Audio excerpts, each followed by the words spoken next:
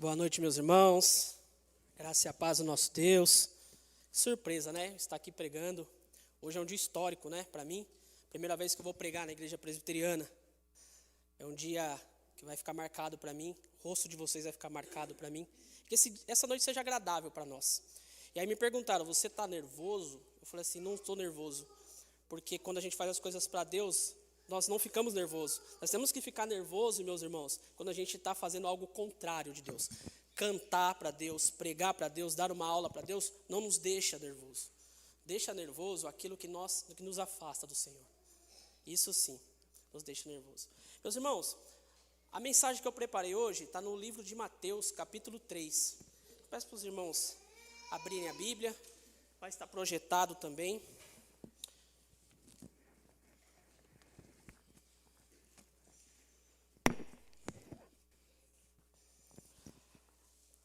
Mateus capítulo 3, nós vamos ler do verso 1 ao verso 8, e como título desta mensagem é A Voz que Clama no Deserto. Eu vou ler, os irmãos podem acompanhar. Naqueles dias apareceu João Batista pregando no deserto da Judéia. Ele dizia, arrependam-se, porque está próximo o reino dos céus. Pois é a João que se refere, que foi dito por meio do profeta Isaías, a voz do que clama no deserto. Preparem o caminho do Senhor, endireitem as suas veredas. João usa uma roupa feita de pelos de camelo, um cinto de couro, e o seu alimento era gafanhotos e mel silvestre.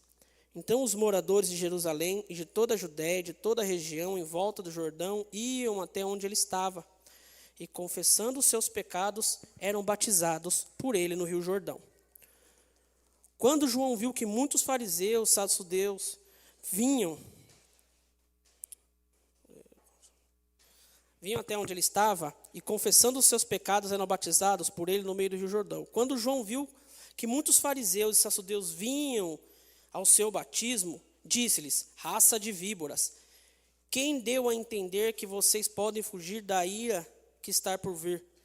Produzam frutos dignos de arrependimento. Só até aqui, meus irmãos.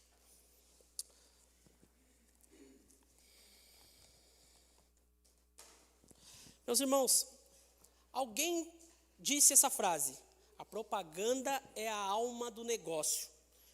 Eu pesquisei quem foi o autor dessa frase e não encontrei. Mas essa frase é muito dita nas propagandas do nosso país. É uma frase dita pelos publicitários. E a publicidade é algo que nos faz encher os olhos para comprar algo. Toda propaganda serve para vender ou publicar algo. A propaganda tem o objetivo de mostrar o melhor do produto. Por exemplo, todos nós que temos celular, em algum aplicativo a gente vai abrir e vai estar lá a propaganda do bendito do tigrinho. Alguns têm a mente forte e nem ligam para aquilo. Outros acreditam que aquilo é uma maneira de ganhar dinheiro fácil. Acabam caindo naquilo, perdendo bens materiais. Tem outros que atentam até contra a própria vida, por causa da propaganda.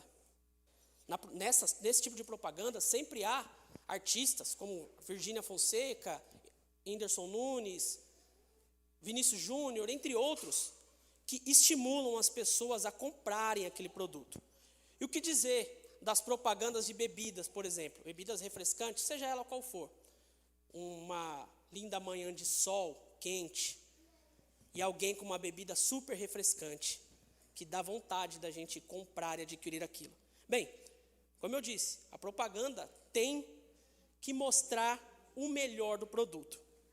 Meus irmãos, aqui na Bíblia, o nosso publicitário que vinha avisar sobre algo, ele ia contra o que a propaganda diz. Ele ia contra, ele é incompatível contra esse dito popular, a propaganda é a alma do negócio. O cliente, que para muitos sempre tem razão, dessa vez aqui não. O cliente nunca tem razão, o cliente sempre está errado. E o nosso publicitário não faz questão de ser uma pessoa de boa aparência como os artistas. Pelo contrário, ele se veste com roupas de camelo, pele de camelo, estranho. Ele não está preocupado em afagar ego. Ele não está preocupado com a imagem e nem com a boa impressão. Ele diz a seguinte expressão: raça de víboras. No verso 10, olha o que ele diz. E o machado já está posto à raiz das árvores. Portanto, toda árvore que não produz bom fruto é cortada e lançada ao fogo.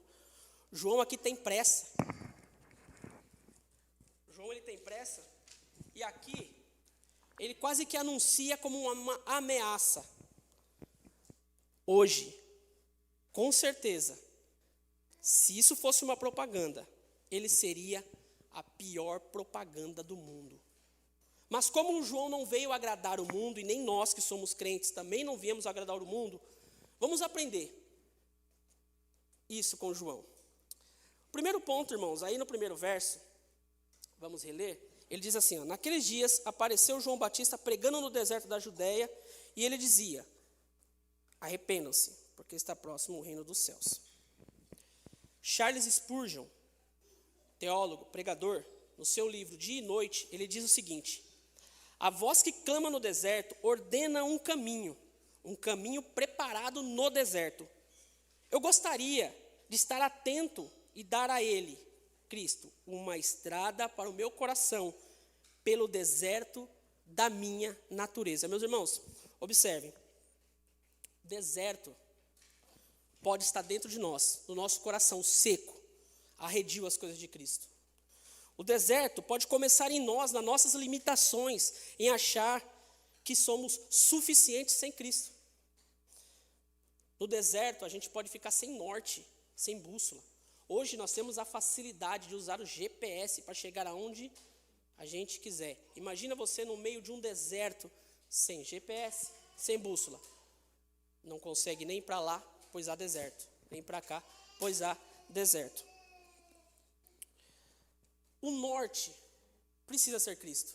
Nós precisamos primeiro anunciar dentro do nosso coração, preparar o nosso coração para que o caminho seja entregue a Cristo. O nosso coração é o primeiro deserto a ser pregado. Nosso coração é o nosso primeiro caminho a ser preparado para Cristo. Ouça o que diz no Evangelho de João, no capítulo, ou melhor, Romanos 3,10.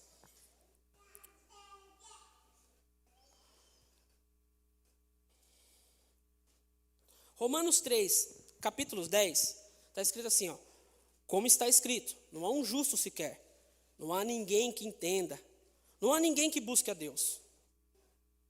Meus irmãos, entenda esse deserto, que por si só, não há ninguém que busque a Deus. É Ele, quando chega, que transforma o deserto em algo frutífero. Parece um absurdo para o mundo a gente dizer que no deserto consegue frutificar algo. Cristo, quando chega em um deserto, em um coração totalmente vazio, ele enche e ele frutifica. Se você não ocupar o deserto com coisas de Deus, vai ser ocupada com coisas do mundo. Se você colocar o seu casamento no deserto, está perdido.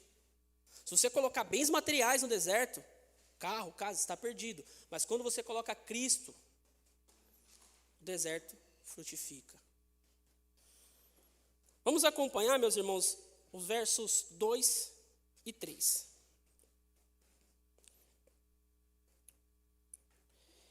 Ele dizia, arrependam-se, porque está próximo o reino dos céus. Pois é João que se refere, que foi dito por meio dos profetas. A voz que clama no meio do deserto. Preparem o caminho do Senhor e direitem as suas veredas.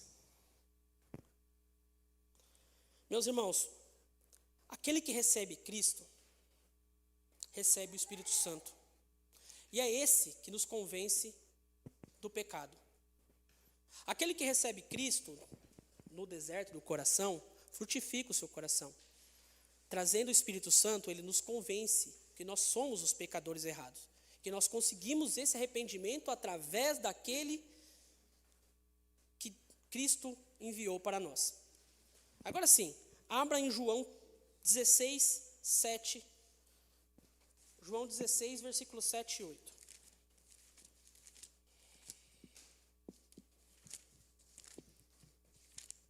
Livro de João 16, 7 e 8. Deixa eu pegar aqui. Eu não marquei. Olha só. Mas eu lhes digo, a verdade é melhor para vocês que eu vá.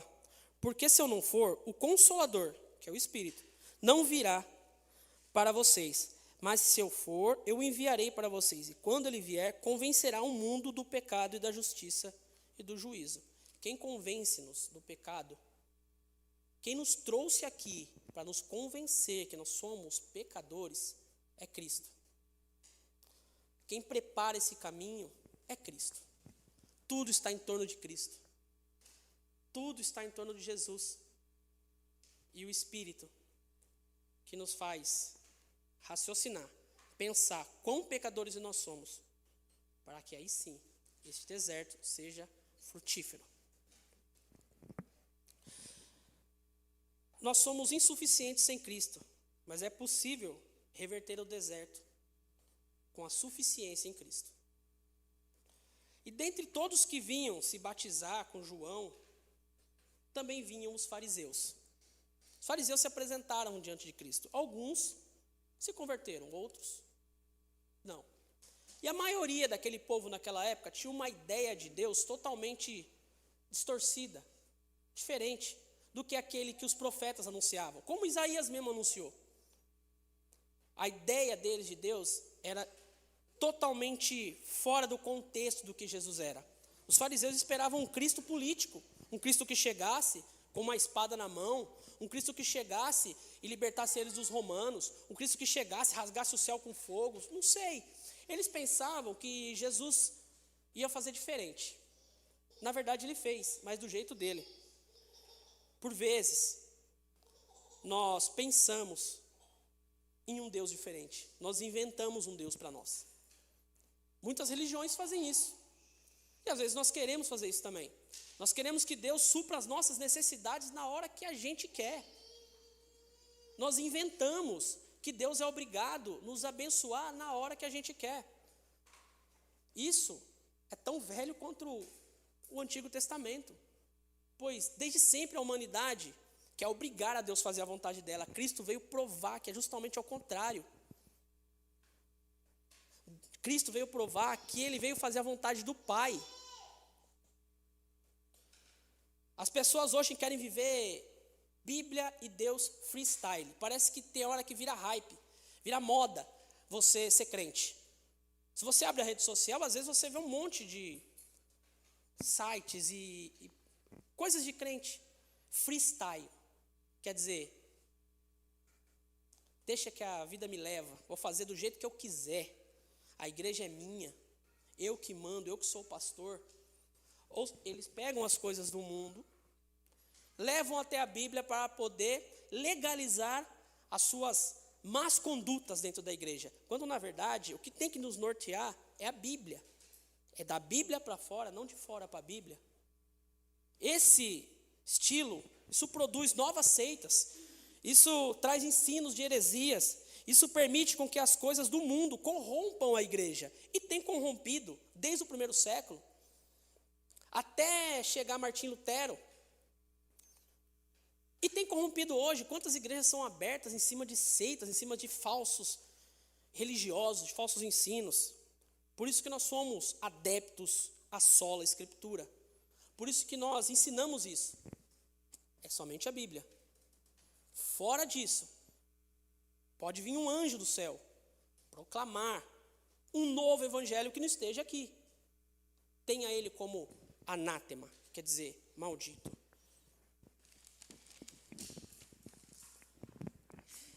Aqui, meus irmãos, eu tenho duas lições para nós. A primeira, se o deserto somos nós, que nós preparemos o caminho do nosso coração para Cristo. Se o deserto é o mundo, que nós preparemos o mundo para que Cristo passe, proclamando o evangelho, assim como João. Segunda lição. Que não criemos um Deus à nossa imagem, porque nós somos imagem dele e não ao contrário. Que nós nos conformemos à imagem de Cristo, cada vez mais. Ao olhar para nós, o mundo precisa ver algo dele em nós, no nosso trabalho, na escola, para os nossos vizinhos. Nós precisamos transmitir com a nossa vida que nós somos semelhantes a Cristo, para que o mundo veja que ele nos enviou. Continuando, meus irmãos, o verso 8 da exposição. O verso 8 vai dizer assim, ó: produzam fruto digno de arrependimento. Bom, estar reunidos aqui na igreja é um fruto de arrependimento. Pois nós nos arrependemos, entendemos que somos pecadores, nos juntamos com outros pecadores, adoramos ao nosso Senhor, sabendo da nossa incapacidade. Pedimos perdão, como foi feito na liturgia, oramos. Então nós entendemos que sim, é um fruto de arrependimento estarmos reunidos. Mas quando Mateus escreve aqui justamente o que João falou, frutos dignos de arrependimento, o arrependimento aí já muda, já não é só um pesar pelo pecado. O arrependimento, ele não é só ficar triste, contrito. O arrependimento aqui é profundo. O arrependimento é uma mudança, uma atitude na mente, no coração, em direção oposta ao pecado. Não de encontro, oposta. Portanto, as obras do arrependimento ficam visíveis e evidentes. Ou seja, o mundo tem que ver o nosso arrependimento. Eu garanto que aqui nessas cadeiras, assim como eu, já fez algumas coisas na vida que não se orgulham. E o mundo precisa ver que a gente não faz mais. Quem traía não trai mais, quem mente não mente mais, quem rouba não rouba mais. Visivelmente, isso é um fruto digno de arrependimento. E observem, esse fruto digno só é possível com o Espírito Santo de Deus. Em Romanos 12, versículo 2, vou abrir aqui rapidinho para os irmãos, e eu leio. Romanos 12, versículo 2, não sede conformados com este mundo, mas sede transformados pela renovação do vosso entendimento, para que experimenteis qual é a boa, agradável e perfeita vontade de Deus. Eu adoro essa frase, boa, perfeita e agradável vontade de Deus. São 3 coisas elementares para nós, boa, agradável e perfeita vontade de Deus para nós. E aqui diz para a gente não ser conformado com esse mundo, que o pecado não venha transformar a nossa cabeça quando estamos no trabalho, não aqui. Quando nós estamos com nossos vizinhos, amigos e não aqui. Quando nós estamos na escola e não aqui. Que nós venhamos ter a mente transformada, coração transformado para um arrependimento sincero no meio deles. Que a gente aprenda aqui que no meio dos demais, fora daqui, nós temos que mostrar esse arrependimento visível. Que eles vejam em nós. Que nós sejamos assim, meus irmãos. Por fim, todos estavam indo até João Batista. Fariseus e aqueles que estavam arrependidos. Todos estavam indo escutar João Batista falar. E João Batista ensinava, duro, mas ensinava. Isso fica uma lição muito grande para nós. O importante é ir. O importante é estar aqui. Quão importante é hoje estarmos aqui, escutando. Porque eles aprendiam com João Batista. E aprender com quem sabe ensinar de Cristo, ainda que a palavra dita não satisfaça a sua vontade, não satisfaça seu ego, é abençoador e transformador. É importante estar aqui na escola dominical. É importante estar aqui nas reuniões dos homens e das mulheres para que escutem de João Batista de hoje em dia, da nossa época, sobre o arrependimento, sobre o deserto, sobre a transformação em Cristo, sobre o arrependimento digno de frutos. E todas essas coisas nós escutamos juntos. O importante é ir, o importante é estar. Então, meus irmãos, a propaganda não é a alma do negócio. Como que a propaganda da igreja, hoje em dia, chama as pessoas? Venha do jeito que você está. Fique do jeito que você consegue. Todos os caminhos levam a Cristo. Traz o seu dinheiro, que aí Deus vai multiplicá-lo. Todas essas propagandas não são a alma do negócio. Aqui é o contrário. Aqui é venha e mude. Aqui é venha e não fique como você está. Venha e fique indignado com a pessoa que você é. Com esse deserto no seu coração não pode ficar. Venha e peça para que o Espírito Santo de Deus suplique a Ele para que Ele mostre a boa, perfeita vontade do Senhor. E aqui, meus irmãos, eu tenho mais 2 lições. A primeira delas é, vai e não peque mais. Essa mudança que Cristo chama nós a fazer eu te perdoo, vai e mude, não peque mais. Não importa qual seja o pecado. Vai e não peque mais. Uma mudança real na sua vida, um arrependimento real na sua vida. Peça isso ao Espírito Santo quando você for orar. Peça ao Espírito Santo para que Ele produza arrependimento daquilo que você não consegue se arrepender. Tem gente duro de coração, nós todos. Não conseguimos às vezes perdoar, queremos brigar. Somos invejosos, gananciosos, olhamos para nós mesmos, queremos o melhor para nós, nunca para o próximo. Nunca tem amor. Peça ao Espírito Santo quando você for orar, para que Ele conduza você num caminho mais generoso, mais amoroso, mais próximo daquilo que Cristo foi. E não peque mais. Peça o arrependimento a Ele. E a segunda lição é, a palavra transformadora não alisa seu ego. Ela te transforma e te confronta. A palavra de Deus nos diz que Deus tem bênçãos para nós. Mas a palavra de Deus nos confronta ao ponto de nos deixarmos de cabelo em pé, arrepiados. Porque dura coisa é cair nas mãos de Deus. A palavra de Deus, ela precisa te confrontar ao ponto de você colocar as 2 mãos na cabeça e falar, o que eu faço, o que eu estou fazendo na minha vida. Vai chegar um momento que você vai falar, ou eu mudo, ou não dá para servir a Deus desse jeito. E Deus faz essa transformação através da palavra. Essa palavra é transformadora, é confrontadora. Não é uma palavra de fique assim, não tem problema. Haja assim, não tem problema. Continue tratando seu marido assim, sua esposa assim, não tem problema. Continue assim na escola, não tem problema. Continue matando aula, continue colando na prova, não estudando. Continue faltando no seu serviço, enganando o seu chefe. A palavra de Deus te confronta sobre tudo isso, meus irmãos. E muito mais. A palavra de Deus é aquela que incomoda a nossa alma ao ponto de queremos a mudança. E quando eu falo incomoda, não é no sentido de não queremos mais, não. É não aceitar, o incômodo é não aceitar as coisas desse mundo. O incômodo é não ficar num mundo passivo e não fazer nada. Nós estamos aqui para isso, para confrontar. Meus irmãos, a voz que clama no deserto do nosso coração ou no deserto do mundo, anuncia Cristo. E essa voz chama ao arrependimento. E aquele que vem e que Cristo aceita, Ele envia o seu Espírito Santo. E ao enviar o Espírito Santo, Ele nos convence do pecado.